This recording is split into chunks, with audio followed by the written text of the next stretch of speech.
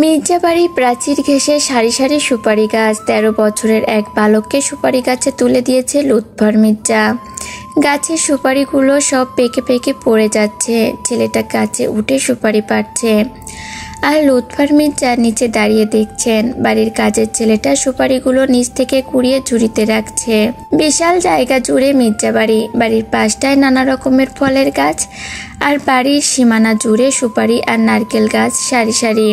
লুবনা দক্ষিণ জানালার পাশে জানালার গ্রিল ধরে দূরের পথে অন্যমনস্ক হয়ে তাকিয়ে আছে। আজ বিকেলে তার একটা গানের রেকর্ডিং আছে। গান গাওয়া সেদিনই সে ছেড়ে দিয়েছিল, যেদিন সে কানাডা থেকে দেশে চলে এসেছিল। কিন্তু লুৎফর মির্জার কাছে লুবনার চাওয়া না চাওয়া দুটোই সমান। লুৎফর মির্জার তাগিদেই তাকে আবার গানের জগতে আসতে হয়েছে। শুধু নিঃশ্বাসটাই সে তার ইচ্ছে মতো যখন খুশি ছাড়তে পারে। তাছাড়া মন খারাপটাও সে নিজের মতো করে করতে পারে না। সব সময় তাকে হেসে খেলে বেড়াতে হয়। লুৎফর মির্জা লুবানাকে যতটা ভালোবাসেন ঠিক ততটাই শাসন করেন। লুবানার চোখে শাসনের চেয়ে ভালোবাসাটুকু বেশি ধরা পড়ে। তাই সে বাড়ির মানুষের চিন্তার বাইরে নিজে থেকে কিছু করার সাহস পায় না। অন্যমনস্ক হয়েও লানাফের মুখটায় তার ঝাপসা চোখে ধরা দিচ্ছে। লানাফের ধূসর চোখ, সরু নাক, উঁচু করে হাম বড়া সেই হাসি।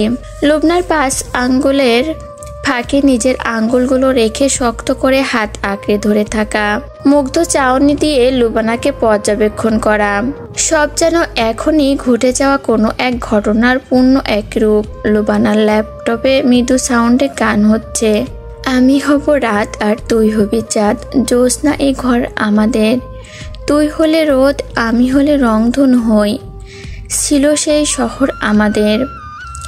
ভুলে যেতাম কোলাহল, বুঝে নিতাম সবই বল, ছিল রোজের চলাচল আমাদের। লুবনার চোখের কোণে পানি টলমল করছে। লানাপের আর তার হাস্যোজ্জ্বল মুখে একে অপরের দিকে তাকিয়ে ওঠা ছবিটার দিকে তাকিয়ে আছে সে। লুবনার মন বলছে হয়তো লানাপ এতদিন নিজেকে সামলিয়ে বিয়ে শাদী করে ফেলেছে। তাজিন যদি মৌসির প্রতি আসক্ত না থাকতো তাহলে হয়তো তার বিয়েটাও এতদিনে হয়ে যেত। বিয়েটা ঠেকানোর সাহস তার হতো না। ইভেন লুৎফর মির্জার মুখের ওপরে কখনো না শব্দটা মুখ থেকে বের করতে পারতো না। এতদিন লুবনা তার দাদুর কাছ থেকে তার দাদুকে দেওয়া অপমান কষ্টের কথা শুনে এসেছে। দাদুর মুখে সেই আগের করুণ কাহিনী শুনে তার পক্ষে আর এই বয়স্ক মানুষটার কথা অমান্য করা সম্ভব নয়। তার ফুপি হয়তো নিজের জায়গায় ঠিক ছিল, কিন্তু লুৎফর মির্জা একজন বাবা হয়ে মেয়ের পালিয়ে যাওয়া বাবার কথা অমান্য করা এগুলো মেনে নিতে পারেননি। কষ্টে কঠোর হয়ে গিয়েছিলেন তিনি। সেই কঠোরতা নাতনির ওপর জারি করেন এখন। তিনি যা বলেন তাই এখন এই মির্জা বাড়িতে হয়। লুবনা শুধু নিজের দাদুর কথা রাখতে গিয়ে তার ভালোবাসাকে সুদূর কানাডাতেই চিরজীবনের মতো ভাসিয়ে দিয়ে এসেছে। আফিয়ার শ্বশুর বাড়ির সবাই গোছগাছ করছে। আফিয়া আগেই চলে গিয়েছে। আজ তার শ্বশুর শাশুড়ি আর 2 ননদ যাবে। মারিয়া গোছগাছ না করে আগের ন্যায় কাঁথা মুড়িয়ে দিয়ে শুয়ে আছে। আফিয়ার শাশুড়ি এতবার ডাকছেন তবুও মারিয়া সারা শব্দ দিচ্ছে না। মিমি কয়েকবার কাঁথা উঁচু করে দিয়েছে। তারপর মারিয়া কোনো টু শব্দ না করে কাঁথা টেনে আবার শুয়ে পড়েছে। মিমি কোনো কথা শুধালে মারিয়া নাক টেনে উত্তর দিচ্ছে। মিমি এবার কেমন খটকা লাগায় সে মারিয়ার মাথার কাছে গিয়ে শুধালো, আপাই কি হয়েছে তোর? মারিয়া কোনো কথা বলল না, চুপচাপ শুয়ে রইল। মারিয়ার আম্মু এসে নিজের মতো করে বকে যাচ্ছেন। তারপরও মারিয়ার মুখে কোনো কথা নেই। মারিয়া সময় নিয়ে শুধু বলল, আম্মু আমার খুব মাথা ধরছে, বিয়ে বাড়ি গিয়ে মাথা ব্যথা নিয়ে থাকতে পারবো না। তোমরা যাও, আমি বিয়ের দিন আব্বুর সঙ্গে যাব। মারিয়ার চোখ আর নাকের আগাটা লাল হয়ে আছে, চোখের পাতা ফুলে আছে। অর্ধেক মুখ ঢেকেই কথাগুলো বলে আবার অন্যদিকে ফিরে শুয়ে রইল সে। মারিয়ার আম্মু মারিয়ার কপালে ছুঁয়ে দেখলো না, গায়ে জ্বর নেই। একটা মাথা ব্যথার ওষুধ বের করে মারিয়ার হাতে দিলেন তিনি। মারিয়া ওষুধটা চুপচাপ খেয়ে নিল। মারিয়ার মা আবার মারিয়ার পাশে এসে বসে বললেন, মাথা ব্যথা কমে যাবে, আমি ড্রেসগুলো নিয়ে নিচ্ছি, তুমি ড্রেস বদলিয়ে নাও, তোমার ভাবিরা অপেক্ষা করছে আমাদের জন্য। মারিয়ার হঠাৎ কি জানি হলো, শোয়া থেকে দ্রুত গতিতে উঠে বসে চিৎকার করে বলল, কতবার বলবো মাথা ব্যথা করছে, না শুনতে পারছো না তোমরা? ভালো লাগছে না আমার, আমাকে একা ছেড়ে দাও। আর যেখানে যাওয়ার তোমরা যাও, আমার ইচ্ছে হলে যাব, নয়তো যাব না। কথাগুলো বলে মারিয়া টানা শ্বাস নিল। মারিয়ার আম্মু নির্বাক হয়ে গেলেন। কি এমন বললেন তিনি, তাই মেয়ের এমন রিয়াক্ট? মারিয়ার আম্মু তাও এগিয়ে গিয়ে মেয়ের মাথায় হাত রাখলেন। মারিয়া এবার নিজেকে সামলাতে না পেরে তার আম্মুকে জড়িয়ে ধরে কেঁদে উঠল। মারিয়ার আম্মু আরও একবার অবাক হলেন। কি হয়েছে জানতে চাইলেন তিনি, কিন্তু মারিয়া কিছুই বলল না। সেদিন মারিয়ার আম্মু আর মিমি আফিয়াদের বাড়িতে গেল। মারিয়া পরে এটা সেটা বলে বুঝিয়ে পরিবেশ স্বাভাবিক করলো। কাউকে বুঝতেও দিল না কিশোরী মারিয়ার বুকে কি ভীষণ যন্ত্রণার এক ঝড় বয়ে যাচ্ছে।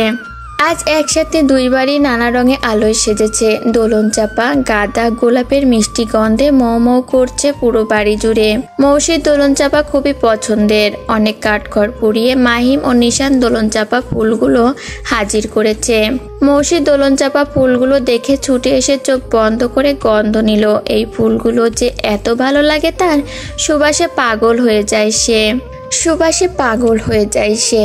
মৌসি কিছু ফুল নিয়ে নিজের রুমে গিয়ে রেখে দিল। বাড়ি ভর্তি মেহমান। ইনামুল শেখ ও দেশে চলে এসেছেন। দুই বাড়ির মানুষ একসাথে আজ আনন্দে মেতেছে। খুশির ঢল আজ সবার মনে। তাজিন বাইরে থেকে এসে ব্যাগগুলো আলমারিতে রাখতে গিয়ে হঠাৎ কিছু একটা ভেবে মৌসিকে কল দিয়ে এ বাড়িতে আসতে বলল। মৌসি কিছুক্ষণের মধ্যে তাজিনদের বাড়িতে এসে তাজিনের ঘরে ঢুকলো। তাজিন দুষ্টুমি করে দরজার পাশে দাঁড়িয়েছিল। মৌসি নক করতেই তাজিন দরজা খুলে হ্যাক্সকা টানে মৌসিকে ভেতরে ঢুকিয়ে নিয়ে দরজা লক করে দরজার সাথেই মৌসির হাত দুটো চেপে ধরল। তাজিনের এহেন কাণ্ডে মৌসি কিছুটা ভয় পেয়ে চমকে উঠল। তাজিন ধীরে ধীরে মৌসির দিকে ঝুঁকে আসছিল। মৌসি তাতে আরো ভয়ে পেয়ে যায়, চোখ মুখ কুঁচকে ফেলে। তাজিন ঝুঁকে এসে মৌসির নাকের সাথে নিজের নাকটা ঘেঁষে দিয়ে শব্দ করে হেসে ফেলল। তাজিনের হাসির শব্দে মৌসির চোখ খুলে তাকিয়ে তাজিনের হাসি দেখে নিজেও মৃদু হাসলো। মৌসি মেকি রাগ নিয়ে বলল, এমন করার জন্য রেখেছেন? তাজিন বুড়ো উঁচু করে বলল, কেমন? ভয় পেয়ে গিয়েছি। তাজিন হালকা হেসে আলমারির ওপরে রাখা ব্যাগগুলো মৌসির হাতে দিল। মৌসির ব্যাগ থেকে বক্সটা বের করে দেখলো একটা মেহেরুন রঙের টিস্যু জামদানি শাড়ি, আর অন্য একটা বক্সে সাদা পাথরের সিম্পল একটা হার। সিম্পল হলেও ভীষণ গর্জিয়াস হারটা। তাজিনের পছন্দ যে এত দারুণ তা মৌসির জানা ছিল না। মৌসির হাস্যোজ্জ্বল মুখটা দেখে তাজিন মৌসির কাছে ঝুঁকে গিয়ে মুখটা মৌসির কানের কাছে নিয়ে গিয়ে নিচু স্বরে ঘোর লাগা কণ্ঠে বলল, এই শাড়িটা আর হারটা কাল রাতে পরবি, আমি দু চোখ ভরে দেখবো। তাজিনের এই ঘোর লাগা নিচু স্বরে বলা কথাগুলো মৌসির হৃদস্পন্দন কেঁপে উঠল। মৌসির কপালে চলে আসা চুলগুলো তাজিন আলতো হাতে কানে গুজে দিয়ে সেই রকম ঘোর লাগা কণ্ঠেই বলল, এই চুলগুলো ঠিক আমার মতে অবাধ্য, অনুমতি না নিয়ে বিচরণ শুরু করে দেয়। মৌসি আর ওখানে দাঁড়াতে পারল না। তাজিনকে আলমারিতে ওইগুলো রাখতে বলে দ্রুত পায়ে বাইরে চলে আসলো। মিশানকে সবাই খুব মিস করছে। রাহেলা বেগম সব দিক সামলে দিচ্ছেন। আত্মীয়তাদের মধ্যে কার কি লাগবে সব দিকে তার নজর। যেন তার নিজের মেয়েরই বিয়ে। মাফিন সবুজ আর কাঁচা হলুদ রঙের সংমিশ্রণে একটা শাড়ি পরেছে। রোশনি, আফিয়া, নওশিন, মাফিনের সবার একই রকম শাড়ি, শুধু তন্নি ভিন্ন রকমের একটি শাড়ি পরেছে, আর তার লুকটাও ভিন্ন। সেদিন যখন তিয়ান তন্নিকে শাড়ি দেয়, তন্নি ভীষণ অবাক হয়েছিল। এইটা তার সবচেয়ে পছন্দের শাড়ি। কতবার সে এই শাড়িটা নেওয়ার স্বপ্ন দেখেছে, কিন্তু সাধ্যে কুলায়নি তাদের। ছোট থেকেই বাবাকে হারিয়েছে। মায়ের স্বল্প বেতনে দুই ভাই বোনের পড়াশোনার খরচ সংসার চালাতেই তাদের মা হিমশিম খেয়েছে। মায়ের কাছে মাঝে মাঝে পছন্দের কথা জানিয়েছে, কিন্তু কখনো বায়না করেনি। অভাবের সংসারে বায়না করা বিলাসিতা ছাড়া আর কিছুই না। কিন্তু আজ দিহানের হাতে শাড়িটা দেখে যতটা অবাক হয়েছে ততটা খারাপও লেগেছে। তন্ময় বলেছিল সে চাকরি পেলে সর্বপ্রথম তন্নিকে এই শাড়িটা কিনে দিবে। তন্নির এই পছন্দের কথা তন্ময় আর তাদের মা ছাড়া আর কেউ জানতো না। কিন্তু তিহান যখন বলল শাড়িটা আপিয়া পছন্দ করে দিয়েছে, তখন আর তন্নির বুঝতে কিছু বাকি রইল না। খুশি হওয়ার চেয়ে কষ্টটাই বেশি হলো তার। তন্নি আজ সেই শাড়িটাই পরেছে, আর তিহান মনোমুগ্ধের মতো তাকিয়ে আছে। তিহানের চাউনি দেখে তন্নি মুচকি হাসলো। তন্নির আর চোখে তাকানো তার মুচকি হাসির সাথে এই নতুন এক সাজ, সবকিছু মিলিয়ে তিহানের মনে সুখের এক ঝড় বয়ে গেল। রোশনি হলুদ শাড়ি পরে সুন্দর করে সেজে তন্নিকে দিয়ে অনেকগুলো ছবি উঠালো। তারপর মিশানকে পাঠালো। মিশান ছবিগুলো দেখে নিয়ে ভিডিও কল দিয়ে রোশনির সাথে কথা বলল। দুজনের কথোপকথন চলল বেশ কিছুক্ষণ। মৌসি হলুদের সাজে স্টেজে বসেছে, রজনীগন্ধা আর গোলাপের সৌন্দর্যে সেজেছে অপরূপ সাজে। আজ সব সৌন্দর্য যেন তাকে ঘিরেই, মসৃণ গালে হলুদের ছোঁয়া, সরু নাকের আগায় এক চিলতে কাঁচা হলুদ। পাশেই তাসিন সাদা পাঞ্জাবি পরে বসে আছে, দৃষ্টি তার মৌসির দিকে। মৌসির হাতে বাঁধা রজনীগন্ধা আর গোলাপের মালাটা সুতো ছিঁড়ে গিয়েছে। তাসিন সেইটা ঠিক করে আবার মৌসির হাতে বেঁধে দিচ্ছে, আর মৌসি নিষ্পলকভাবে সেদিকেই চেয়ে দেখছে। আর মাহিম এই চিনটা ক্যামেরা বন্দি করে নিল। প্রাকৃতিকভাবে আধারে নেমে আসলেও চৌধুরী বাড়িতে এখন দিনের মতো ঝলমলে আলো। চারপাশে রং বেরঙের আলোয় রঙিন আলোর ঝলকানি, রঙিন আলোর রোশনাইয়ের মতোই প্রতিটি মুখ রঙিন ও হাস্যোজ্জ্বল। তাসিন করিডোরে দাঁড়িয়ে সবার হাস্যরস কাহিনী দেখছে। তার বাবা, মা, চাচা, চাচিরা কতটা খুশি সবাই। আফিয়ার বিয়ের সময়ের মতো কাউকে ধরে ধরে বলতে হচ্ছে না, সবার মুখের হাসি দেখতে চায়। তাসিনের মুখেও তৃপ্তির হাসি, চোখ মুখ যেন এক হয়ে দাঁড়ায় হাসছে ক্রমাগত। এটা অন্যরকম একটা সুখ, এই অনুভূতিটা কাউকে বোঝানোর নয়। আফিয়ার শাড়ির আঁচলটা এলোমেলো হয়ে গিয়েছে, তাই আঁচলটা ঠিক করে দেওয়ার জন্য রোশনিকে ডাকলো সে। রোশনি মিশানের সাথে কথা বলছিল বলে তন্নিকে পাঠালো। তন্নি গিয়ে আফিয়ার শাড়ির আঁচলটা ভিন্নভাবে সেট করে দিল। আফিয়ার ইচ্ছে করছিল তন্নিকে তন্ময়ের বিষয়ে কিছু জিজ্ঞাসা করতে, কিন্তু আর এক মন সায় দিল না। তন্নি শাড়িটা ঠিক করে দিয়ে আফিয়ার ঘর থেকে বেরিয়ে আসলো। করিডোরের মাঝখান থেকেই শক্ত একটা হাত তন্নির কনুই ধরে টেনে নিল অন্ধকার একটা রুমে। পুরো বাড়িতে ঝলমলে আলো থাকলেও এই রুমটাই ঘুটঘুটে অন্ধকার।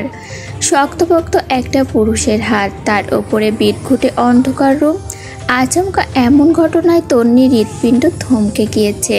ভয়ে জুবুথুবু অবস্থা তার, গা হাত পা কাঁপছে। তন্নির কনুই ধরে আছে শক্তপোক্ত হাতের মানুষটা। তন্নির কাঁপুনি দেখে তিহান হাত বাড়িয়ে রুমের লাইটটা অন করলো। তন্নি তিহানকে দেখে হাঁপ ছেড়ে বাঁচলো যেন। টানা একটা শ্বাস ছেড়ে তিহানের দিকে রাগি চোখে তাকালো। তিহান মুখ টিপে হাসছে। তন্নির বুকটা ধড়ফড় করছে, বুকে হাত রেখে চোখ রাঙিয়ে বলল, কতটা ভয় পেয়েছি কোনো ধারণা আছে আপনার? এখন আমার বুক কাঁপছে। তিহান ঠোঁটজোড়া প্রসারিত করে হেসে বলল, ফু দিয়ে দিয়ে আসো। তন্নি তিহানের দিকে তেড়ে আসছিল। তিহান খুব দ্রুত তন্নির হাতটা নিজের হাতের মুঠোয় নিয়ে নেশাতুর চোখে তাকিয়ে বলল, এমন সুন্দর একটা মেয়ে যদি চোখের সামনে এইভাবে ঘুরে বেড়ায়, মাথা ঠিক থাকে বলো? তন্নি তিহানের এহেন পাগলামি দেখে মুচকি হাসলো। তিহান সেই একইভাবে নেশাতুর দৃষ্টি নিয়ে তন্নির দিকেই তাকিয়ে আছে। তন্নি না পারছে তিহানের দৃষ্টির অগোচরে পালিয়ে যেতে, আবার না পারছে নিজেকে স্বাভাবিক রেখে চুপচাপ দাঁড়িয়ে থাকতে। তিহান দুষ্টু হাসি ঠোঁটে ঝুলিয়ে বুকের সাথে দুহাত ভাঁজ করে দাঁড়িয়ে আছে। তন্নি আগে কখনো তিহানের ঘরে আসেনি, আজ প্রথম এই ঘরে ঢুকেছে। চারিপাশে চোখ বুলিয়ে নিয়ে তিহানের দিকে তাকালো। রুমটা বেশ গোছানো, কোথাও এলোমেলো ভাব নেই। রুমের মধ্যে কিছু রজনীগন্ধা ফুল থাকায় পুরো রুমটাই রজনীগন্ধার সুবাসে মৌ মৌ করছে। তিহান তন্নির দিকে ধীরে ধীরে এগিয়ে এসে কিছুটা ঝুঁকে নিচু স্বরে বলল, আজকে কি উত্তরটা দেওয়া যায় না? তন্নি কিছুটা কেঁপে উঠল। তিহানের এমন চাহনি দেখে তন্নি বিড়বিড় করে বলল, এইভাবে কি বলা যায় নাকি? একটু তো জোরে বলো। রোশনি ডাকছে বলে তন্নি রুম থেকে ছুটে বেরিয়ে আসলো। এ কেমন অনুভূতি! তিহানের কাছাকাছি আসলেই তার সব কিছু কেমন এলোমেলো হয়ে যায়। ফোনে এত কথা বলে, কই তখন তো এমন হয় না। লুবনা মির্জা একদিন আগেই তাসিনদের বাড়িতে এসেছে। লুৎফার মির্জারা বিয়ের দিন সকালে আসবেন। বাসন্তী আর সাদার সংমিশ্রণে লুবনা একটা সালোয়ার কামিজ পরেছে। গানের জগতে থাকাকালীন মৌসির সাথে লুবনার বেশ কয়েকবার দেখা সাক্ষাৎ হয়েছে, কিন্তু সেইভাবে কখনো কথা হয়নি। এইবার পরিচিত হয়ে খুব ভালো সখ্যতা গড়ে উঠেছে। লুবনা মৌসির কাছেই আছে। হলুদের যাবতীয় সাজানোর কাজগুলো লুবনাই করেছে, সাথে আফিয়া, রোশনি, তন্নি এরা সাহায্য করেছে। সেই ফোন নাম্বার থেকে তাসিনের ফোনে নির্বাচনের রাতের পর থেকে আর কোনো মেসেজ আসেনি। তাসিনের সেই সব দিকে কোনো নজর নেই, কিন্তু সেই মেসেজ দেওয়া মেয়েটার জীবন থমকে গিয়েছে। সদ্য গড়ে ওঠা স্বপ্নগুলো ভেঙে গুড়িয়ে গিয়েছে। তারপরও তাকে তাসিনের বিয়েতে উপস্থিত থাকতে হবে। কিশোরী মারিয়ার মনে তাসিনের প্রতি আলাদা এক অনুভূতি সৃষ্টি হয়েছিল। দিনরাত এক করে তাসিনের ভাবনাতে সে বিভোর থাকতো। আফিয়ার কাছ থেকে কত শত গল্প শুনতো, রোজ নতুন নতুন স্বপ্ন বুনত, কত আশা পুষেছিল বুকের মধ্যে। মারিয়ার বুক ফেটে যাচ্ছে। মনে সদ্য জন্ম নেওয়া প্রেম এভাবেই ভেঙে খান খান হয়ে যাবে সে তো কখনো কল্পনাও করেনি। তার স্বপ্নে এমন ভয়ঙ্কর মুহূর্ত তো ছিল না, তাহলে আজ কেন তার সাথে এমন হলো? একতরফা ভালোবাসা এত যন্ত্রণা কেন হয়? মারিয়ার ভেতরটা যন্ত্রণায় ফেটে যাচ্ছে, চোখ দুটো ফুলে ফেপে একাকার, দম বন্ধ হওয়ার উপক্রম। মারিয়া সদ্য জন্ম নেওয়া একতরফা মায়াময় এক অনুভূতির বিচ্ছেদ ঘটে গেল এক দম্পতির পূর্ণতায়। একতরফা ভালোবাসার যন্ত্রণা ভয়াবহভাবে টের পেল মেয়েটা। নওশীন যেই পথে রোজ এসে ছেলেটির সাথে হাঁটতো, সেই পথে ছেলেটি দাঁড়িয়ে আছে। কয়েকদিন হলো নওশীন আর এই পথে আসছে না। যখন থেকে নওশীনদের সাথে পরিচয় হয়েছে তখন থেকেই প্রতিনিয়তই দেখা সাক্ষাৎ হয়েছে। এমন দীর্ঘ সময় দেখা না হওয়া এবারই প্রথম। ছেলেটি চিন্তিত হয়ে এই পথে বসে থাকে। যদি নওশীন আসে, নওশীন অসুস্থ থাকতে পারে এটাও একবার ভাবে, কিন্তু সঠিকভাবে ছেলেটা কিছু জানে না। কিন্তু নওশীন একবার বলেছিল সামনে তার কাজিনের বিয়ের তারিখটা সেদিন বলেনি, তাই সঠিক কোনো তথ্য ছেলেটির জানা নেই। আর নওশীনের বাড়ির পথও তার চেনা নেই। নওশীন এই নিরিবিলি পথটাতেই ছেলেটার সাথে হাঁটে শুধু। তাছাড়া ছেলেটা নওশীনের বিষয়ে কিছুই জানে না। তারপরও ছেলেটির মনে হয় হঠাৎ নওশীন যদি আসে আর তাকে যদি না পায়, তাই সে এই পথেই বেশিরভাগ সময় বন্ধুদের নিয়ে বসে থাকে। লানা বাবার গত 3 বছর আগের মতো সময় কাটাচ্ছে। মনে আশাগুলো একটু একটু করে নিভে যাচ্ছে যেন। যার মধ্যে মৌসি কানাডায় ছিল তার মধ্যে লানা মনে জোর পেত, কিন্তু ইদানিং তার ভেতরে কেমন ভয় কাজ করছে। ভিসাটাও দ্রুত পাচ্ছে না। লানাম যদি পারতো দৌড়ে চলে যেত। শুধু তার জীবনেই যে এত বাধা কেন আসে? ছোট থেকে বাবা মাকে হারিয়ে নানুর কাছে বড় হয়েছে সে। বাবা মায়ের ভালোবাসা পায়নি। লাহাও এতটা ভালোবেসে ছেড়ে চলে গেল। তার সাথেই কেন শুধু এমন হয়? লানাব সোডিয়ামের আলোয় ফাঁকা রাস্তায় হাঁটছে আর অতীত নিয়ে ভাবছে। এই তীব্র ঠান্ডায় কেউ বাড়ির বাইরে নেই। সবাই কাজ থেকে ফিরে রুম হিটারে শরীর গরম করায় ব্যস্ত। আর লানাব এলোমেলো পায়ে তুষারপাতের ওপর পায়ের ছাপ ফেলে সামনে এগিয়ে যাচ্ছে। এত ঠান্ডাও তাকে কাবু করতে পারছে না। তার বুকে ঝড় বয়ে যাচ্ছে। বারবার মনে হচ্ছে লাহার বিয়ে হয়ে যাবে না তো? সে কিছু না জেনেও বাংলাদেশে যাওয়ার প্রস্তুতি নিচ্ছে। লাহাকে খুঁজে নিয়ে যদি দেখে লাহা আর তার নেই, তাহলে? এইটা ভেবে লানা বরফের মুখ ওপর বসে পড়ল। তার শরীর আর চলছে না। কতই বা নিজেকে বুঝ দিয়ে বিশ্বাস রেখে নিজেকে সামলাবে। মৌসির সাথে গতকাল রাতে কথা হয়েছে। মৌসির বিয়ে হচ্ছে এই খবরটাও মৌসি তাকে দিয়েছে। মৌসির এমন একটা সময় নিজে থেকে লাহার বিষয় নিয়ে খোঁজ নিতে বলাও যায় না। মৌসি নতুন একটা জীবনে পা রাখতে যাচ্ছে। এখন তার সময়টা অন্যরকম। তাই লানাপু আর এই বিষয় নিয়ে কিছু বলে না। সেদিন মৌসি নিজে থেকে বলেছে বিয়ের ব্যস্ততাটা কাটিয়ে উঠেই লাহার বিষয়ে খোঁজ নিবে। লানাপের মনটা তবুও আর মানছে না। অস্থিরতা নিয়েই সময় পার করছে সে। আজ তাসিন আর মৌসির বিয়ে। 2 বাড়ি ভর্তি মেহমান। তাসিনের সব বন্ধুগুলো এসেছে। শুধু তন্ময় তার কাছ থেকে এত দূরে। তাসিনের মন খারাপ হলেও তন্ময় ভিডিও কলে দুষ্টুমি করে তাসিনের মন ভালো করে দিয়েছে। তন্ময় যদি এই উদ্দেশ্যে না আসতো তাহলে কি হতো? তাহলে কি এত সহজে মৌসিকে পাওয়া হতো তাসিনের? এইগুলো বলেই তাসিনের মন থেকে তন্ময়ের দূরে থাকার জন্য মন খারাপটা কাটিয়ে দিল। তন্ময়ের মাকে নিজে গিয়ে তাসিন নিয়ে এসেছে। আর তন্নিকেও নিজের বোনের মতোই ভালোবাসে। জুম্মার নামাজ পড়ে বরযাত্রী মৌসিদের বাড়িতে যাবে। এদিকে আফিয়া, রোশনি, তন্নি, মাফিন, নওশীন সবার সাজ শেষ। নামাজ পড়ে আসলেই মৌসিদের বাড়ির উদ্দেশ্যে বের হবে সবাই। তোয়া দৌড়াদৌড়ি করতে গিয়ে চুলগুলো এলোমেলো করে ফেলেছে। জুই গুটি গুটি পায়ে এগিয়ে এসে তোয়ার চুলগুলো টেনে দিয়েছে। চুল টানার কারণে বেঁধে রাখা চুলগুলো আরো খুলে গিয়েছে। চুল খুলে দেওয়ার জন্য তোয়া কান্নাকাটি শুরু করে দিয়েছে। আপিয়া এগিয়ে গিয়ে তোয়ার চুলগুলো ঠিক করে বেঁধে দিল। এবার তোয়ার চুল বাঁধা দেখে জুই খাটের ওপরে গড়িয়ে কান্না করছে। তার কথা হলো তাকেও চুল বেঁধে দিতে হবে, কিন্তু এইদিকে জুইয়ের মাথাতে চুলই নেই। সে বাঁধবে কি? আর এইটা তাকে বোঝাবেই পাকে। তার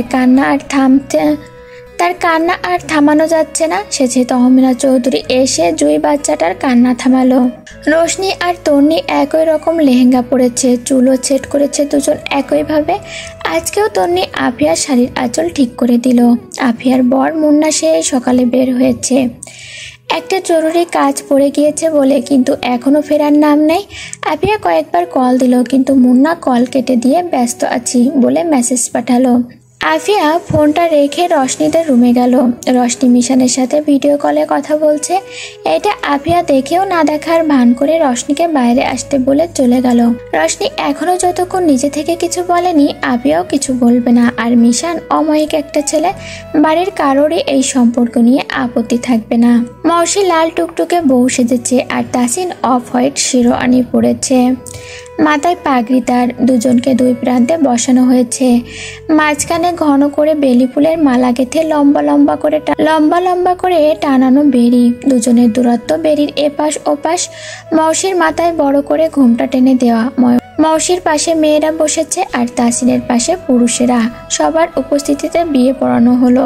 সুষ্ঠুভাবে বিয়ে পড়ানো শেষ হলো। তিয়ান উঠে গিয়ে সবাইকে মিষ্টি খাওয়ালো। সবাইকে খেজুর মিষ্টি হাতে হাতে দিলেও তন্নির বেলায় সে আর তন্নির হাতে দিল না। হাতে মিষ্টি লেগে যাবে বলে তাকে হা করতে বলে মুখে পুরে দিল।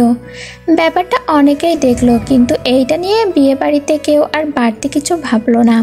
সবাই মজাই ভেবে নিল। আর তন্নি ভাবলো তিয়ানের তার প্রতি কেয়ারিংটা। মৌসির মাথায় বড় একটা ঘুমটা। সবার নির্দেশে তাসিন বেলি ফুলের মালা সরিয়ে মৌসির ঘমটা তুলে আগেই বলল, মাশাআল্লাহ। সাথে কিছুটা ঝুঁকে এসে বিড়বিড় করে বলল, এইটা আমার বউ। তাসিনের কথাটা মৌসির কানে স্পষ্টই আসলো।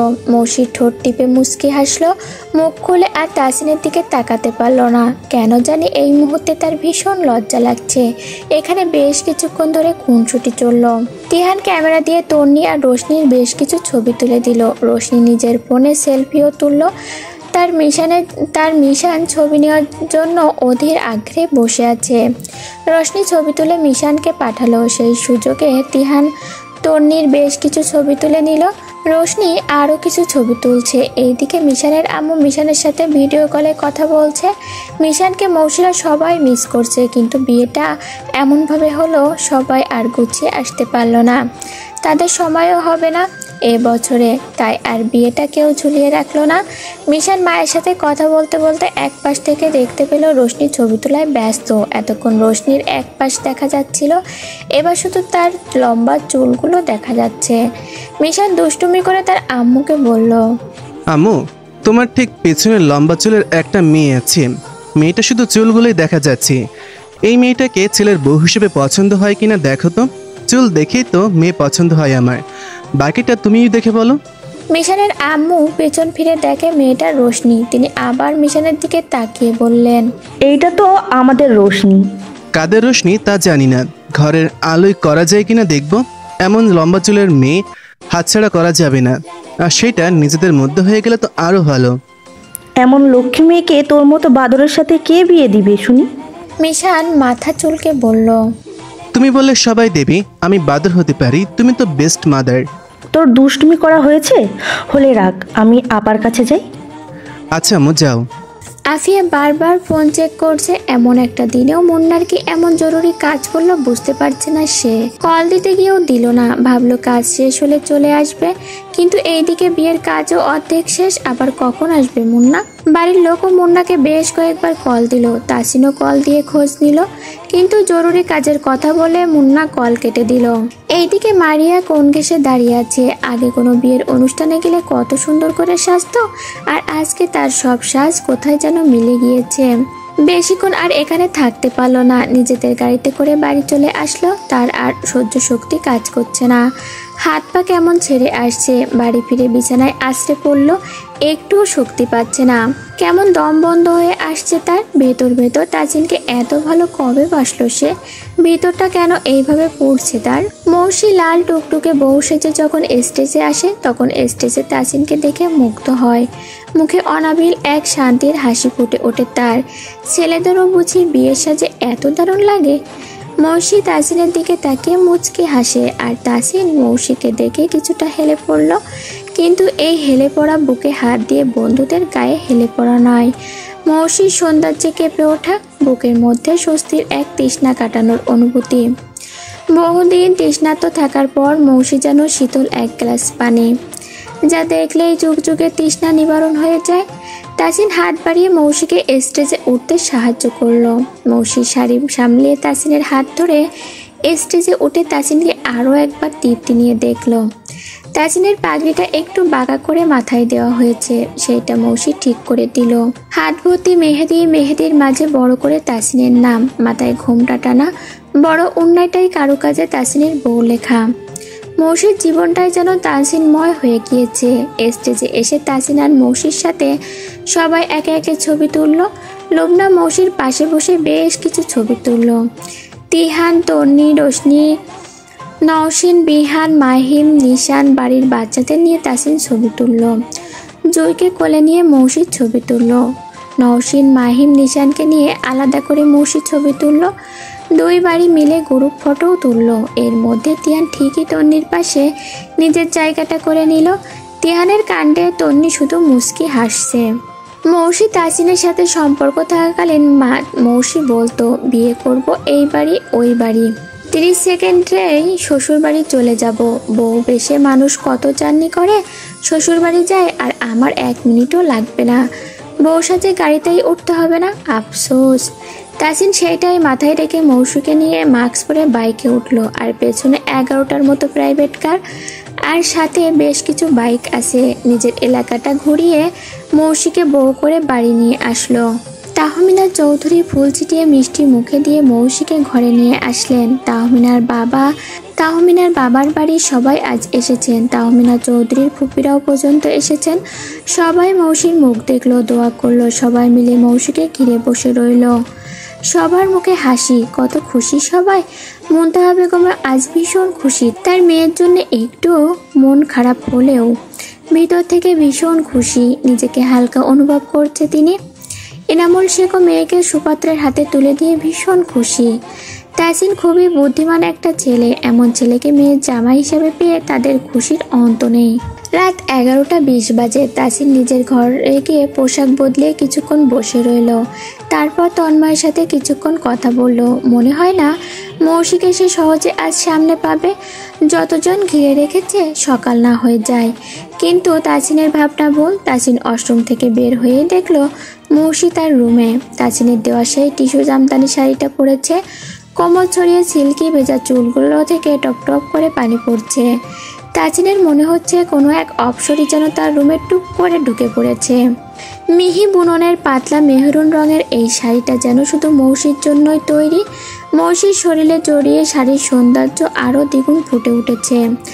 সাথে সাদা পাথরের হাড়টা জলজল করছে। মৌসি রুমের চারপাশে ঘুরে ঘুরে দেখছে তাসিন কি পাগলামিটাই না করেছে। পুরো রুমটা দোলনচাপা আর গোলাপ ফুলে সজ্জিত, সাথে কামিনী যুক্ত করেছে। তাসিন সেই কত বছর আগে মৌসির বলা কথা অনুযায়ী রুমটা সেইভাবেই সাজিয়েছে। মৌসি আনন্দে আপ্লুত, পুরো রুমটা মুগ্ধ হয়ে দেখছে সে। তাসিন তোয়ালে দিয়ে মাথা মুছতে মুছতে এগিয়ে এসে বলল, মনের মতো হয়েছে।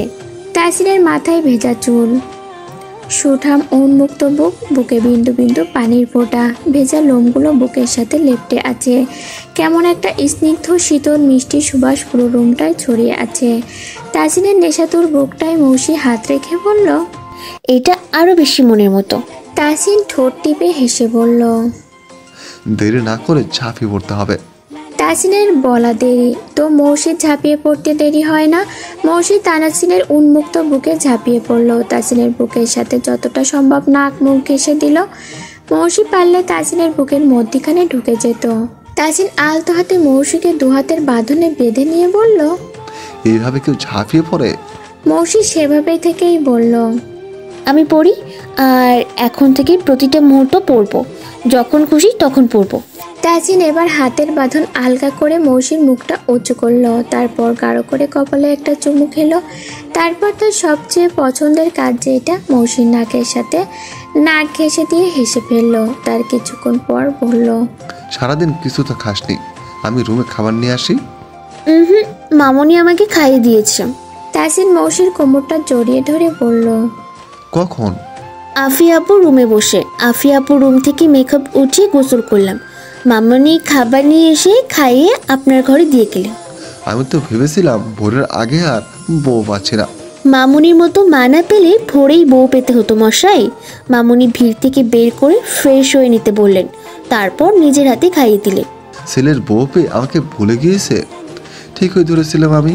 কই, আমাকে তো খেতে ডাকলো না। মৌসি মুখ টিপে হেসে বলল, এখন ডাকতে বলবো? তাসিন আরও একটু শক্ত করে জড়িয়ে ধরে বলল, এখন বাড়ির সবাই দরজা ধাক্কালেও এই দরজা সকলের আগে খুলছে না। মিসেস তাসিন মাহমুদ।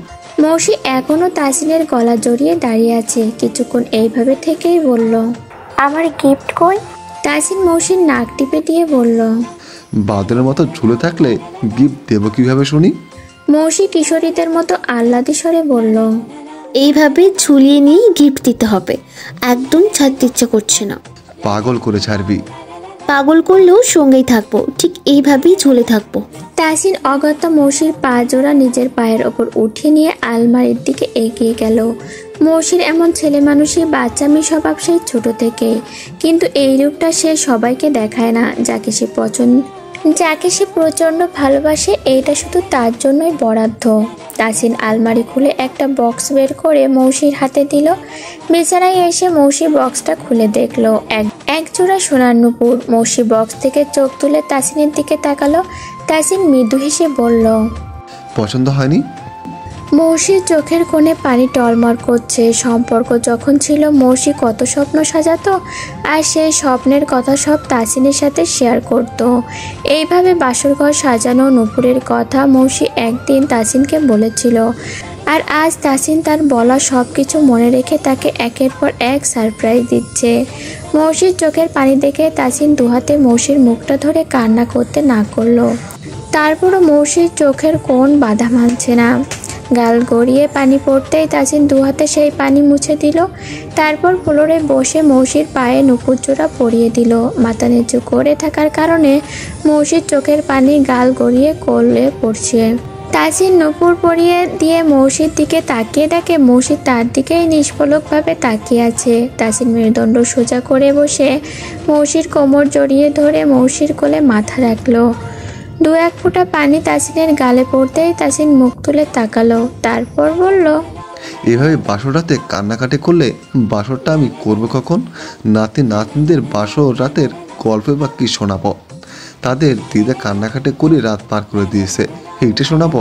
তাসিনের এমন কথায় মৌসি হেসে ফেলল। মৌসির হাসি থেকে তাসিন এবার উঠে দাঁড়িয়ে বলল, টি শার্টটা পরে নি, ওয়েট। তাসিন পা বাড়াতেই মৌসি তাসিনের হাত টেনে ধরলো। তাসিন ভুরু কুঁচকে করে শুধালো, কি? মৌসি তাসিনকে টেনে বিছানায় বসিয়ে দিয়ে নিজে গোলাপ ফুলের পাপড়ির ওপর শুয়ে পড়ল। তারপর তাসিনকেও ইশারা করে পাশে শুতে বলল। তাসিন পাশে শুতেই মৌসি মাথাটা একটু উঁচু করে তাসিনের হাতটা নিয়ে নিজের মাথার নিচে রাখলো। তারপর সিলিংয়ের দিকে চোখ রেখে বলল, আপনাকে কি ভীষণ ভালোবাসি, আপনি কি তা জানেন? তাসিন মৌসির দিকে তাকিয়ে কিছুক্ষণ সময় নিয়ে বলল, জানি, আর সাথে মানিও। জানি বলেই আগের ন্যায় একইভাবে দাঁড়িয়েছিলাম, বাকিটা জীবনেও থাকতাম না। আমি জানতাম তুই আমারই। মৌসি এক পাশ হয়ে উপর হয়ে মাথাটা উঁচু করে তাসিনের দিকে ঝুঁকে এসে তাসিনের বুকে থুতনি থেকে ভর দিয়ে কিছুক্ষণ এক দৃষ্টিতে তাকিয়ে রইল। তাসিন কিছু বলতে গেলে মৌসি তাসিনের ঠোঁটে আঙুল স্পর্শ করে থামিয়ে দিল। তারপর তাসিনের নাকের ওপরে, চোখে, মুখে, গালে, চোয়ালে আর ঠোঁটে আঙুল ঘোরাতে ঘোরাতে একটু থেমে তাসিনকে শক্ত করে জড়িয়ে ধরল। তারপর তাসিনের বুকের মধ্যে নাক মুখ ডুবিয়ে চুপচাপ শুয়ে রইল। তাসিনও দুই হাতে মৌসিকে আঁকড়ে ধরে প্রশান্তির একটা শ্বাস ছাড়ল। চারিদিকে এখনো ভোরের আলো ফোটেনি, পুরোপুরি আঁধারের ভাবটাও কাটেনি। দক্ষিণা জানালা দিয়ে হু হু করে শীতল একটা বাতাস এসে পুরো শরীর শিরশির করে উঠছে। মৌসি গায়ে পাতলা একটা কম্বল টেনে তাসিনের দুই বাহুর মধ্যে আষ্টে পিষ্টে জড়িয়ে ঘুমিয়ে আছে। মৌসির উষ্ণ নিঃশ্বাস তাসিনের বুকে পড়তেই তাসিনের বারবার ঘুম ভেঙে যাচ্ছে। মৌসি যতবার নড়ছে ততবার নাক আর মুখ আরো বেশি করে তাসিনের বুক স্পর্শ করছে। তাসিন হাতের বাঁধনটা আলগা করে মৌসির চোখের ওপর চলে আসা চুলগুলো সরিয়ে দিল। তারপর নিজেও আবার ঘুমানোর চেষ্টা করলো। ভোর হতেই আফিয়া আবার মুন্নার ফোনে কল দিল। মুন্না ঘুম ঘুম কণ্ঠে বলল, আমি সোজা বাড়ি চলে এসেছি, অনেক রাত হয়ে গিয়েছে ফিরতে, তাই আর তোমাদের ওইখানে যাইনি, কিছুক্ষণ পর আসছি। কথাটা বলে মুন্না কল কেটে দিল। আফিয়ার মনটা আজ ভীষণ খারাপ, রাতে একটুও ঘুম হয়নি তার। মুন্নার কি এমন জরুরি কাজ পড়লো তাই বিয়েতে থাকতে পারলো না? এমন জরুরি কাজ আগে তো কখনো পড়েনি তার। আফিয়া উঠে নামাজ পড়ে রুম থেকে বের হলো। মুনতাহা বেগম সকাল সকাল এই বাড়িতে চলে এসেছেন। তহমিনা চৌধুরী গিয়ে ডেকে আনলেন। আজ দুই বাড়ির মেহমান একসাথে তাদের বাড়িতে খাবেন। বাড়ির গিন্নিরা মিলে রান্না করবেন। মুনতাহা বেগমের রান্না বান্নায় খুব হাত চলে, দ্রুত কাজ করতে পারেন তিনি, একা হাতে সব কাজ সামলাতে পারেন।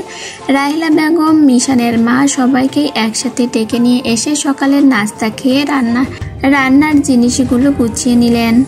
লুবনা ড্রয়িং রুমে বসে আছে। তন্নিরাও কাল রয়ে গিয়েছিল, আজকেও ছোটখাটো একটা অনুষ্ঠান হয়ে যাবে। অনেক মেহমানই রয়ে গিয়েছে। রোশনি ঘুম থেকে উঠে রান্না করে খাবার নিতে আসলে মিশানের আম্মু রোশনির দিকে তাকায়। রোশনি বিষয়টা খেয়াল করে। আগে তো কখনো মিশানের আম্মু এইভাবে তার দিকে তাকায় না। রোশনি তার আম্মুকে ডেকে খাবার দিতে বলল। রোশনির আম্মু হাতে কাজ থাকায় মিশানের আম্মুই খাবার বেড়ে দিলেন। মিশানের বলা কথাগুলো মনে করে মিশানের আম্মুর মনেও কিছু একটা ভাবনা বয়ে গেল। আহসানুল চৌধুরী চাচ্ছিলেন বড় করে বৌভাতের অনুষ্ঠান করতে, কিন্তু তাসিন এই মুহূর্তে ভীষণ ব্যস্ত। এমন পরিকল্পনা প্রোগ্রাম করে এত আয়োজন এখন সম্ভব নয়। তার সংসদে অনেক কাজ, তাই এখন আর কোনো অনুষ্ঠানে সময় দিতে পারবে না। পরে সময় করে কোনো প্রোগ্রাম করা যায় কিনা ভাবা যাবে, এখন আপাতত না। তাসিনের কথাই মেনে নিলেন সবাই। মৌসি ঘুম থেকে উঠে নিচে নেমে আসলো। পরনে হালকা রঙের সালোয়ার কামিজ, মাথায় ওড়না টেনে নিচে নেমে এসে দেখলো লুবনা বাচ্চাদের নিয়ে বসে গল্প করছে। তন্নি, রোশনি দুজন এক প্লেটে নাস্তা করছে। তিহান জুইকে নিয়ে ড্রয়িং রুমে পায়চারি করছে। ঘুম থেকে উঠেই জুই কান্না শুরু করেছে। তহমিনা চৌধুরী রান্নাঘর থেকে বের হয়ে মৌসিকে দেখে মৃদু হাসলেন। তারপর মৌসিকে নাস্তা খেতে বসতে বললেন। মৌসি রোশনিদের সাথেই বসলো। তাসিন এখনো ঘুমোচ্ছে। মৌসি তাসিনের গভীর ঘুম দেখে আর ডাকেনি। তাসিন ঘুম থেকে ওঠা পর্যন্ত মৌসি অপেক্ষা করতে চাচ্ছিল, কিন্তু তাহমিনা চৌধুরী খাবার নিয়ে এসে হালকা কিছু খেয়ে নিতে বললেন। তাসিন উঠলে না হয় একসাথে বসবে তখন। মৌসিও এতগুলো মানুষের মধ্যে আর কিছু বলল না। লুবনাকে ডেকে নিয়ে খেতে বসলো। খাওয়া শেষ করে লুবনার সাথে টেবিলে বসে অনেক গল্প করলো। লুবনাও যে কানাডায় ছিল এটা মৌসির জানা ছিল না। এখন গল্পের মাধ্যমে জানতে পারলো। কানাডার বিভিন্ন জায়গা নিয়ে দুজন কথা বলল। তাহমিনার ফুপিরা এসে নতুন বউয়ের সাথে গল্প করলেন। আগেকার নানা রকম হাস্যকর কাহিনী মৌসিকে শোনাচ্ছিলেন। মৌসি কাহিনীগুলো শুনে খিলখিল করে হেসে উঠছে। সাথে লুবনা, তন্নি, নওশিন, রোশনি সবাই যোগ দিল। তিহান বাইরে থেকে ছুটে এসে সোফায় গা এলিয়ে বসলো। টি শার্টের কলারটা পিছনে হেলে দিয়ে চোখ থেকে চশমাটা খুলে আরাম করে বসলো। তারপর রোশনির সাথে খুনসুটি করছিল। তিহানের দুষ্টুমিতে রোশনি রেগে যাচ্ছিল। তিহান রোশনির মাথায় টোকা মেরে বলল, কিরে, তুইও নাকি দেশের বাইরে চলে যাচ্ছিস শুনলাম। এসব অদ্ভুত কথা তুমি কোথায় পাও? এখন তো অদ্ভুতই লাগবে। মজা করো না তো, এমনিতেই মাথা ব্যথা করছে। আচ্ছা, মজা করলাম না, কিন্তু দেশের বাইরে কারোর সাথে যেতে দেখলে তখন খবর আছে। কি বলো তন্নি, ঠিক বললাম তো? তন্নি অদ্ভুতভাবে তাকিয়ে চোখ উল্টালো, মুখে কিছু বলল না। আফিয়া ঠোঁট টিপে হাসলো। মৌসি বুড়ো উঁচু করে আফিয়াকে শুধালো, ব্যাপার কি? আফিয়া ইশারা করে বলল, পরে বলবে। এর মধ্যে বিয়ান এসে তোয়ার নাক টিপে দিয়ে বলল, কি রে, মৌসিপুর মতো সুন্দর সরু বাঁশির মতো নাক হবে কবে তোর? এ তো চাপা নাক, ভালো করে ধরতেও পারছি না। মৌসিপুর নাকের সাথে নাকটা একটু ঘষে নে, দেখ যদি একটু উঁচু হয়। বিহানের কথায় সবাই মুখ টিপে হাসছে। শুধু ছোট্ট তোয়ার মুখটা ভার করে ফেল ফেলে চোখে সবার দিকে তাকাচ্ছে। মৌসি চেয়ার থেকে উঠে তোয়াকে কোলে নিয়ে নাকের সাথে নাক ঘেঁষে দিয়ে বলল, এই যে এখন নাক ঘষে দিলাম, আমার সামনে হলেই তোয়া পাখির নাকও সরু বাঁশির মতো হয়ে যাবে। মৌসির কথা শুনে তোয়া খিলখিল করে হেসে উঠল। তার মতো খুশি এখন আর কেউ নেই। তার হাসিতেই ধরা দিচ্ছে কতটা খুশি সে। আখি দৌড়ে এসে বলল, আমাকে তো কেউ আদর করে না, সব আদর তোয়া আর জুয়ের জন্য। মৌসি হাত বাড়িয়ে বলল, ওরে বাচ্চাটা, তোমার জন্য অনেক আদর আছে। আখি দৌড়ে গিয়ে মৌসিকে জড়িয়ে ধরলো। বাচ্চাদের নিয়ে বেশ কিছুক্ষণ সময় কাটলো। তাজিন এতক্ষণ ঘুমোচ্ছে এইটা ভাবতে ভাবতে মৌসি নিজেদের রুমে আসলো। রুমে এসে তাজিনকে বিছানায় পেল না। অসীম থেকে শব্দ আসছে। মৌসি ততক্ষণে বিছানা গুছিয়ে নিল। তাজিন ট্রাউজার পরে তোয়ালি দিয়ে ভালো করে মাথা মুছতে মুছতে বের হলো। মৌসি বিছানায় বালিশ দুটো ঠিক করে রাখছিল। তখনই গালে ঠান্ডা হাতের স্পর্শ পেয়ে মৌসি পিছন ফিরে তাকালো। তাজিন হাসি হাসি মুখে তোয়ালে হাতে দিয়ে মৌসির দিকে তাকিয়ে আছে। মৌসির চোখ টিপে মুচকি হেসে বাকি কাজটুকু করার জন্য আবার সামনে ফিরল। তাজিন পিছন থেকে জড়িয়ে ধরে মৌসির কাঁধে থুতনি ঠেকিয়ে কোমল স্বরে বলল, আজকের পর থেকে আমার আগে যেন বিছানা থেকে উঠতে না দেখি। এতকাল ঘুম থেকে উঠে এই ঘরের লাইট, ফ্যান, আসবাবপত্র খুব দেখেছি। আর নয়, এখন থেকে প্রতিদিন ঘুম ভেঙে এই মুখটা দেখতে চাই। মৌসি ঠোঁট টিপে হেসে বলল, এই মুখটাও তো একসময় পুরাতন হয়ে যাবে তখন। তাজিন নিজের ঠোঁট কামড়ে মৌসির কাঁধে আলতো করে কামড় দিয়ে বলল, কখনোই হবে না, এতদিন হয়নি, বাকিটা জীবনেও হবে না। এতদিন তো আর আপনার রুমে থাকতাম না মশাই। তাজিন এবার মৌসির কানের কাছে মুখ নিয়ে এসে বলল, বুকে তো ছিলি। মৌসি এবার তাজিনকে ছাড়িয়ে তাড়াহুড়ো করে বলল, রোমান্টিক ধাপ খুব হয়েছে, এবার নাস্তা করতে হবে, তাড়াতাড়ি নিচে চলুন। মৌসি কথাটা বলতে বলতে তাজিনের হাত থেকে তোয়ালি নিয়ে বারান্দায় মেলে দিয়ে আসলো। তাজিন একটা টি শার্ট পরে নিল আর সাথে আলমারি থেকে জামা কাপড় বের করে রাখলো। মৌসি সেইটা দেখে বলল, বের হবেন নাকি? সংসদে যেতে হবে, কল এসেছিল। নাস্তা রুমে নিয়ে আসি তাহলে। নিচে গিয়ে খেয়ে নিচ্ছি। দুজন একসাথে নিচে নেমে আসলো। মৌসি দ্রুত গিয়ে নাস্তা নিয়ে আসলো। তাজিন টেবিলে বসতে বসতে ভুরু উঁচু করে বলল, একটা প্লেট কেন? পাশ থেকে রোশনি বলল, মৌসিবু তোমার আগে খেতে নিয়েছে। তাজিন প্লেটে লুচি তুলে নিতে নিতে নিচু স্বরে বলল, বিয়ের প্রথম দিনেই সকালে উঠে বরকে বিছানায় একা রেখে আসলি, আবার একা নাস্তাও খেয়ে নিলি। মৌসি আমতা আমতা করে বলল, আমার কোনো দোষ নেই, মামুনি আমাকে জোর করে খাইয়ে দিয়েছে। তাজিন রোশনিকে ডেকে আর একটা প্লেট দিতে বলল। মৌসি ভুরু কুচকে শুধালো, আরেকটা প্লেট কি হবে? তাজিন গলার স্বর নিচু রেখেই বলল, সকালের নাস্তাটা বউয়ের সাথেই রোজ করব। সে যতবার পারবে শাশুড়ির সাথে ঘুম থেকে উঠে খেয়ে নেবে, পরে আবার আমার সাথেও খেতে হবে। মৌসি মুখটা কাচুমাচু করে বলল, এটা কিন্তু অত্যাচারের সমেত নির্যাতন করা হচ্ছে। তুই যে তখন পেট পুরে খাসনি, আমার সাথে খাবি বলে অল্প করে মুখে দিয়েছিস, এটা কি তোর নিজের ওই সুন্দর পেটটাকে নির্যাতন সমেত অত্যাচার করা হয়নি? মৌসি লুচি ছিঁড়ে মুখে পুড়ে বলল, সুন্দর পেট নাকি? তাজিন গলার স্বর খাদে নামিয়ে বলল, গতকালের অত্যন্ত মিহি বুননের পাতলা মেরুন শাড়িটার ভাঁজে পেটটা যখন উঁকি দিচ্ছিল তখন ইচ্ছে করছিল। তাজিন কথাটা শেষ করার আগেই মৌসির হেঁচকি উঠে গলায় লুচি আটকে গিয়েছে। লজ্জায় তার জান যায় অবস্থা। তাজিন দ্রুত পানি এগিয়ে দিল। মৌসি ঢকঢক করে পানি পান করলো। টেবিল সবাই ঘিরে ধরেছে। মৌসি কিছুক্ষণ পর স্বাভাবিক হলো। তাজিন মাথাটা নিচু করে ঠোঁট কামড়ে হাসছে। মৌসি সেইটা বুঝতে পেরে চোখ রাঙিয়ে তাজিনের দিকে তাকালো। তাজিন এখনো মুখ টিপে হেসে যাচ্ছে। বাড়ির সবার মনে আলাদা রকম এক খুশি। তাহমিনা চৌধুরী ঘরের ছেলের বউ এসেছে। এতদিন পর বাবার সঙ্গে সুন্দর সেই সম্পর্কটা ফিরে পেয়েছে। তার খুশি যেন ধরে না। মৌসিকে ছোট থেকেই ভীষণ আদর করেন তিনি।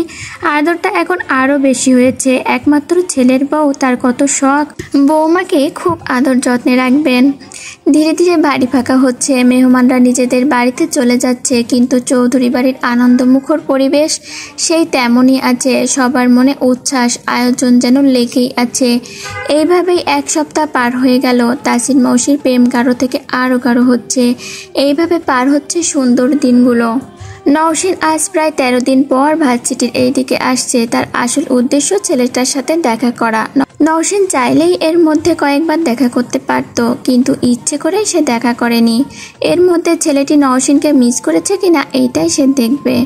নওশীন সেই গলিতেই ছেলেটিকে পেয়ে গেল। হাতে সিগারেট নিয়ে দাঁড়িয়ে আছে, মাঝে মাঝে সিগারেটে টান দিয়ে ধোঁয়া উড়াচ্ছে। নওশীনকে দেখে ছেলেটা সিগারেট ফেলে এগিয়ে আসলো, স্বাভাবিকভাবে বলল, কি অবস্থা?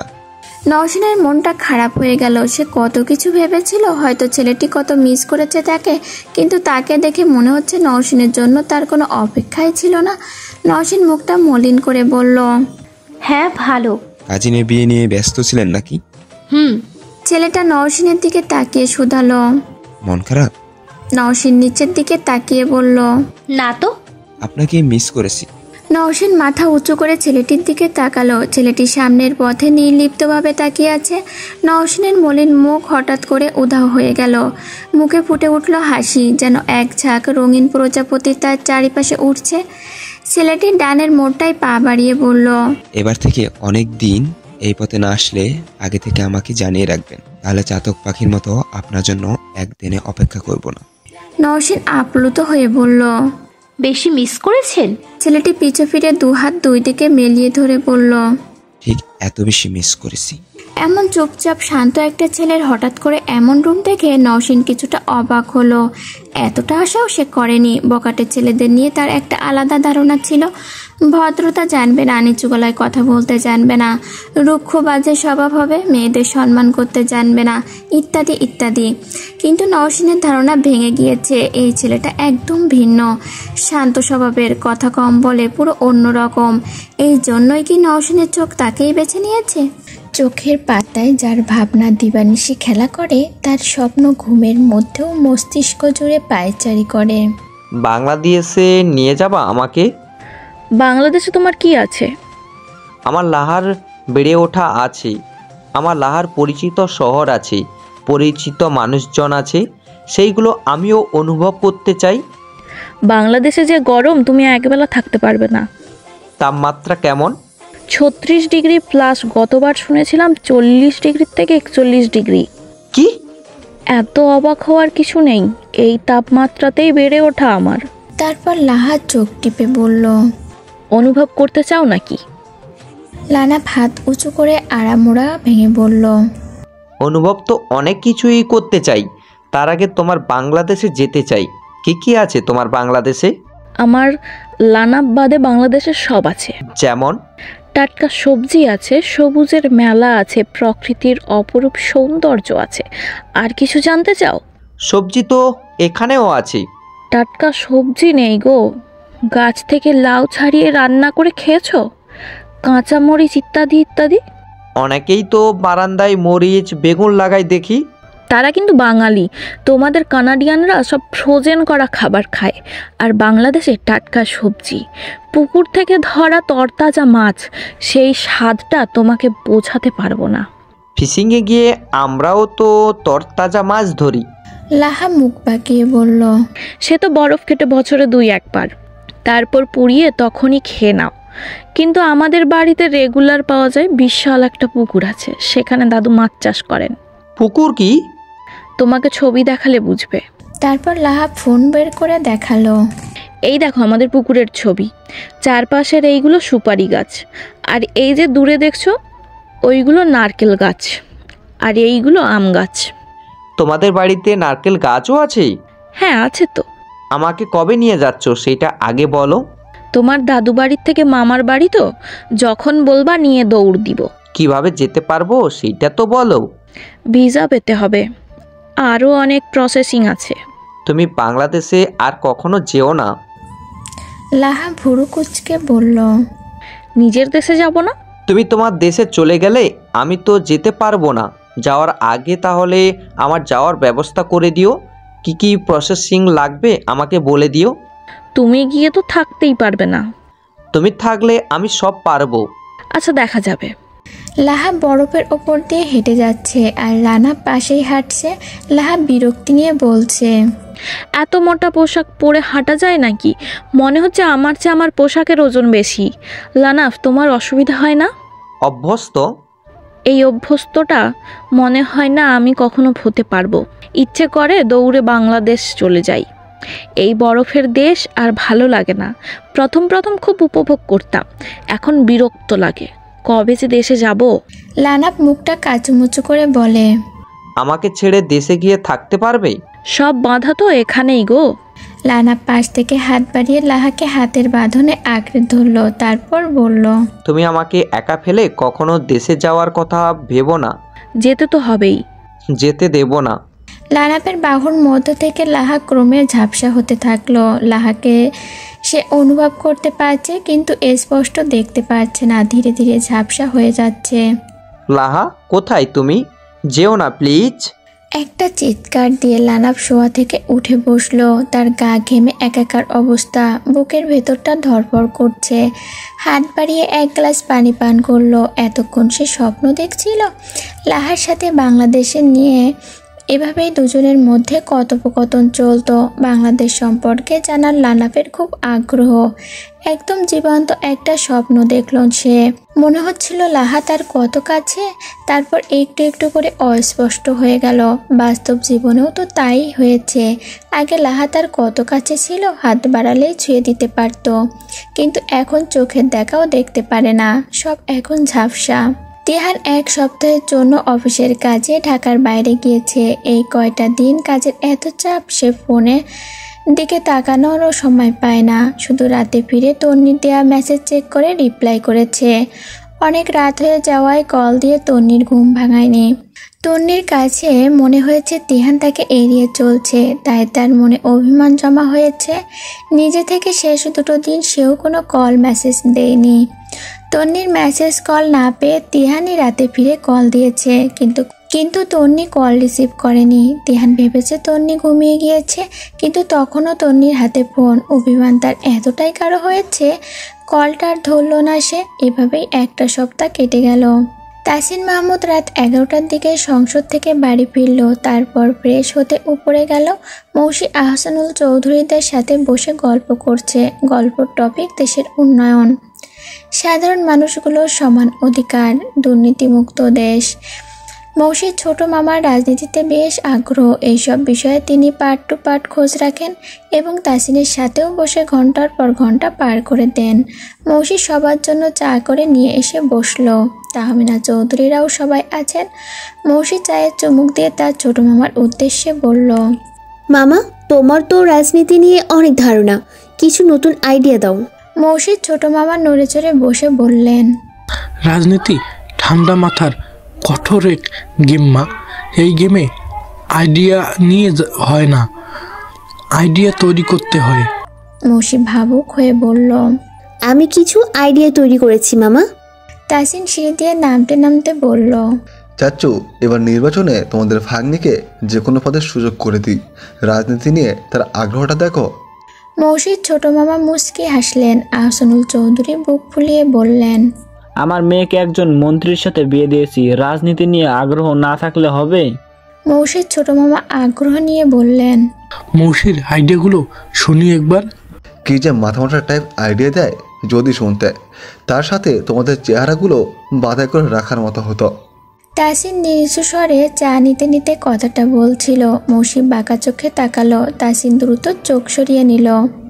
মৌসি মুখ বাঁকিয়ে বলল, যারা ইউনিক আইডিয়া নিতে পারে না তাদের সামনে না বলাই ভালো মামা, পরে তোমার সাথে শেয়ার করব। হ্যাঁ চাচ্চু, ইউনিক আইডিয়াগুলোকে লজ্জা দেওয়ার মানে হয় না। মৌসি এবার চট করে রেগে গেল। তাহমিনা চৌধুরীকে বিচার দেওয়ার আগে তিনি ছেলের দিকে চোখ রাঙিয়ে তাকালেন। তিহানের আম্মু বললেন, তোরা ছোটবেলার মতো এখনো একে অপরের পিছনে লাগিস। তাসিন চায়ের চুমুক দিয়ে আয়েশ করে বসে বলল, মেজমা, তোমাদের আদরের মেয়ের ইউনিক আইডিয়াগুলো শুনে তো দেখো। গল্পের মাঝে আঁকি অঙ্ক বই খাতা আর কলম নিয়ে আসলো। অঙ্কে সে ভীষণ পারদর্শী, তাকে শুধু নিয়মটা একবার বুঝিয়ে দিলেই হয়। আজকে নতুন একটা অধ্যায় হাত দিয়েছে। সবসময় তাসিনই পড়াশোনার বিষয়ে সকল সমস্যার সমাধান করে দেয়। আজকেও আঁকি খাতাটা নিয়ে তাসিনের কাছেই গেল। তাসিনের একটা জরুরি কল আসায় উঠে দাঁড়ালো। আঁকি খাতাটা নিয়ে মৌসির কাছে গেল। মৌসি আবার অঙ্কে ভীষণ কাঁচা, সহজে তার মাথাতেই ঢোকে না। তার উপর আবার সেই কত বছর আগে অঙ্ক করেছে, এতদিনে কি মনে থাকে নাকি? বাড়ির গিন্নিরা টেবিলে খাবার দেওয়ার জন্য রান্নাঘরে গেলেন, আর আহসানুল চৌধুরীরা নিজেদের মধ্যে অফিসের কিছু কাজের কথা বলেছিলেন। মৌসি অঙ্ক বইটা নিয়ে কিছু উদাহরণ দেখে নেওয়ার জন্য পৃষ্ঠা উল্টালো। ততক্ষণে তাসিন কথা শেষ করে সোফায় এসে বসলো। তারপর মৌসিকে বইটা দিতে বলে কয়েক মিনিটের মধ্যেই পুরো অধ্যায়ের অঙ্কগুলো করে আকিকে বুঝিয়ে দিল। মৌসি ঠোঁট উল্টিয়ে তাকিয়ে আছে। আকি চলে যেতেই তাসিন একটু মৌসির দিকে এগিয়ে এসে নিম্নস্বরে বলল, আমাদের বাচ্চার ভবিষ্যৎ অঙ্কে অন্ধকার। মৌসি বোকার মতো বলল, অঙ্কে অন্ধকার হবে কেন?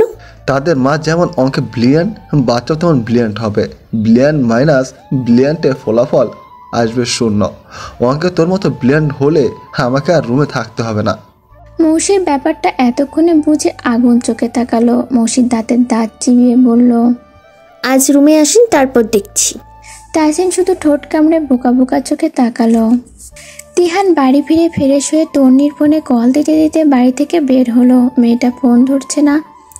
মেয়েটা কেন ফোন ধরছে না? তিহানের চিন্তায় মাথা খারাপ অবস্থা। নিজে ভালো করে খোঁজ না নিয়ে সোজা গিয়ে রোশনিকেও কিছু জিজ্ঞাসা করতে পারছে না।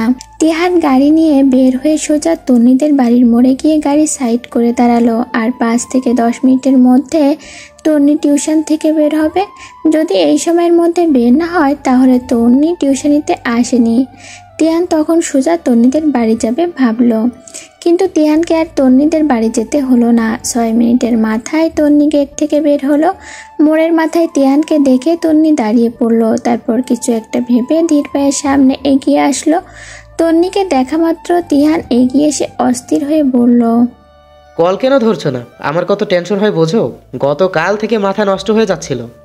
তন্নি চুপচাপ দাঁড়িয়ে থাকে। তিহান আরও অস্থির হয়ে বলল, চুপ করে আছো কেন? আমি কোনো দোষ করেছি? আমার কোনো কিছুতে কষ্ট পেয়েছো? আমাকে আমার ভুলটা ধরিয়ে দাও, আমি এখনই শুধরিয়ে নিব। তারপরও চুপ থেকো না প্লিজ, আমার হাফসাপ লাগছে তন্নি। তন্নি বিরস মুখে অভিমানী স্বরে বলল, আমার কল ধরেননি কেন?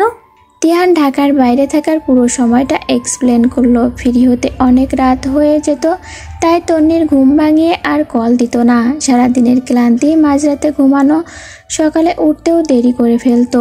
কয়টা দিন তার উপর যে কতটা নাকানি চুপানি গিয়েছে শুধু সেই জানে।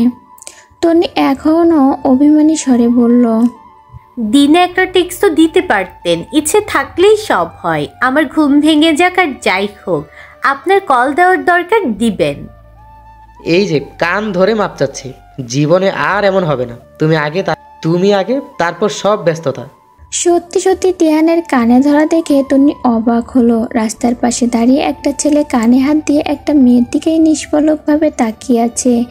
এইটা কার কাছে কেমন লাগছে তা তন্নি জানে না, তবে তার কাছে ভীষণ লজ্জা লাগছে। তন্নি তাড়াহুড়ো করে তিহানের কান থেকে তিহানের হাত ছাড়িয়ে নিল। তারপর এদিক সেদিক তাকিয়ে বলল, আপনি কি পাগল নাকি? ছিলাম না, হয়ে গেছি। বাড়ি যাবেন না? আগে শান্তি দাও, তারপর দেখা যাবে। তন্নি সামনে হেঁটে বলল, এটা কিভাবে দিব? সুন্দর করে একটু হাসো, তাহলেই হবে। তন্নি হাঁটতে হাঁটতে পিছু ফিরে বলল, কেউ হাসতে বললেই হাসা যায়? কেউ হাসতে বললে হাসা যায় কি না তা আমিও জানি না, কিন্তু আমি হাসতে বললেই হাসা যাবে সেইটা জানি। কারণ আমার মতো তোমার চোখে কেউ এতটা পাগলামি করে না। করে বলো? তন্নি এবার খিলখিল করে হেসে উঠল। তিহান তন্নির দিকে তাকিয়ে বুকে হাত রেখে হা করে নিঃশ্বাস নিল। শান্তি। তন্নি এখনো খিলখিল করে হাসছে। তিহান গাড়ি থেকে এক বক্স চকলেট নিয়ে তন্নির হাতে দিল। তারপর তন্নিকে বাড়ি পর্যন্ত এগিয়ে দিল। আফিয়া ড্রয়িং রুমে বসে বারবার দেয়াল ঘড়ির দিকে তাকাচ্ছে। ইদানিং মুন্না দেরি করে ফিরছে, আগে কখনো এতটা দেরি করে ফেরেনি। ইদানিং কাজের চাপটাও তার বেশি হয়েছে। আফিয়া কয়েকবার কল দিয়েছে, কিন্তু মুন্না কল রিসিভ করেনি, আবার কেটেও দেয়নি। আফিয়ার শাশুড়িরা শুয়ে পড়েছে। মারিয়া মিমি নিজেদের ঘরে আছে। মারিয়া কিছুদিন ধরে বাড়ির বাইরে বের হয় না, শরীর খারাপ বলে বাড়িতেই থাকে। মনের ভেতরে বয়ে চলা যন্ত্রণাটা কাউকে বুঝতে দেয় না, সব সময় নীরব থাকে। মৌসি রাতের খাবার খেয়ে নিজেদের রুমে আসলো। তাসিন আগে এসেছে। মৌসি মুখটা গোমরা করে বিছানা ঠিক করছে। তাসিন বুঝতে পারছে আজ একটু বেশি রাগিয়ে ফেলেছে। তাসিন পেছন থেকে জড়িয়ে ধরলো। মৌসি হাতটা ছাড়িয়েও দিল না, মুখে কিছু বললও না। তাসিনের বাহু ধরে চুপচাপ দাঁড়িয়ে রইল। তাসিন মৌসিকে নিজের দিকে ঘুরিয়ে বলল, বউটা কি বেশি রাগ করেছে? আমার সাথে একদম কথা বলবেন না। কেন গো? মৌসি অভিমানী স্বরে বলল, ব্রিলিয়েন্ট দেখে বিয়ে করলেই পারতেন। আপনাদের ব্রিলিয়েন্ট বাচ্চা কাচ্চা হতো, মাঝখানে আমাকে জড়িয়েছেন। এখন সব মাথা মোটা বাচ্চা হবে। মৌসির বাচ্চামি কথায় তাসিন হেসে ফেলল। তাতে মৌসির অভিমান আরও গাঢ় হলো। এবার নিজে থেকেই তাসিনের বাহুটার থেকে নিজেকে ছাড়িয়ে নেওয়ার চেষ্টা করছিল। তাসিন আরও বেশি শক্ত করে জড়িয়ে ধরল। তারপর মৌসির বাঁধা চুলগুলো খুলে দিয়ে চুলে মুখ ডুবিয়ে বলল, আমার বাচ্চা তোর মতো বকাশকা হলেই আমি বেশি খুশি হব। আমার জীবনে মৌসিবিহীন বিপরীত কিছু প্রয়োজন নেই। আমার শেষ নিঃশ্বাস পর্যন্ত তোকেই লাগবে, শুধু তোকে।